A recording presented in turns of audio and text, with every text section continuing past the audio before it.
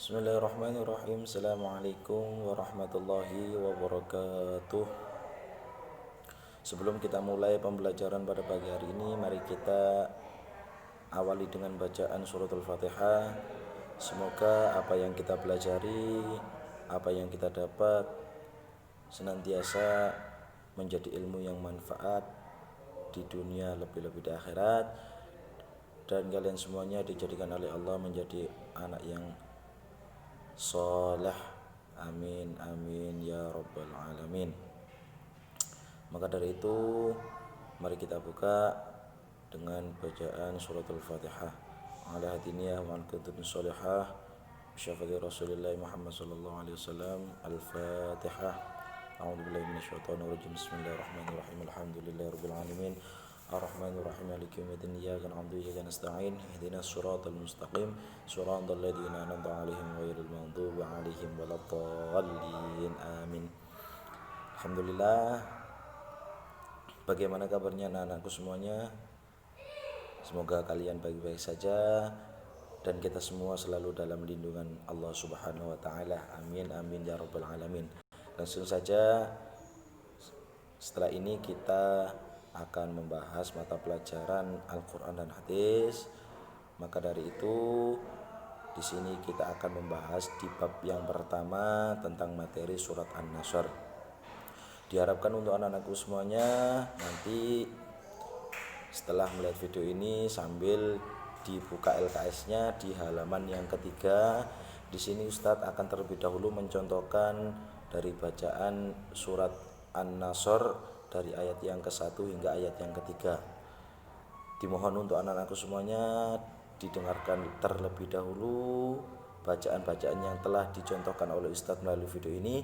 Kemudian nanti kalian semuanya mempraktekkan bacaannya dari ayat yang pertama hingga ayat yang terakhir dengan bacaan yang baik dan benar. Coba didengarkan terlebih dahulu ya nak. A'udzu billahi minasyaitonir rajim. Bismillahirrahmanirrahim. Idza jaa nasrullahi wal fath wa ra'aitan nasa yadkhuluna fi dinillahi afwajan fasabbih bihamdi rabbika wastaghfir innahu kana tawwaba. Shadaqallahul adzim. Oke, Ustadz telah mencontohkan bacaan surat An-Nasr dari ayat yang pertama hingga ayat yang terakhir.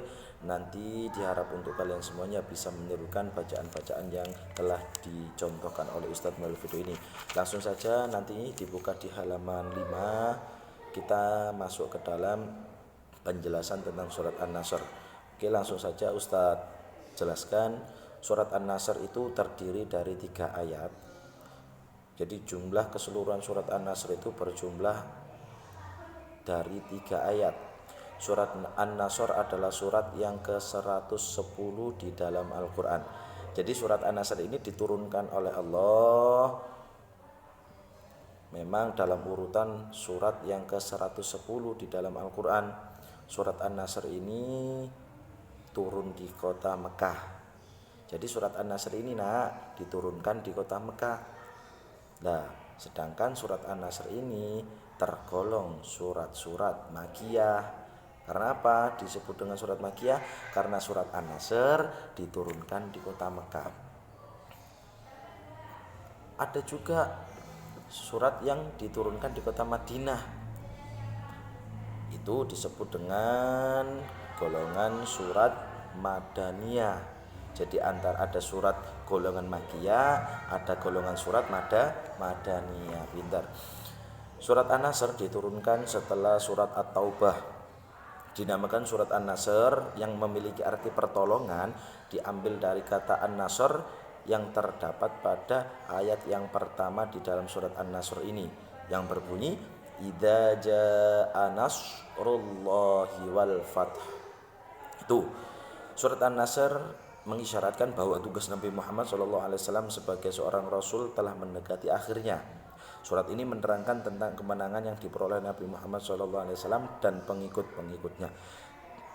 Jadi kandungan di dalam surat An-Nasr ini menjelaskan bahwasannya tugas yang telah diemban oleh Nabi Muhammad SAW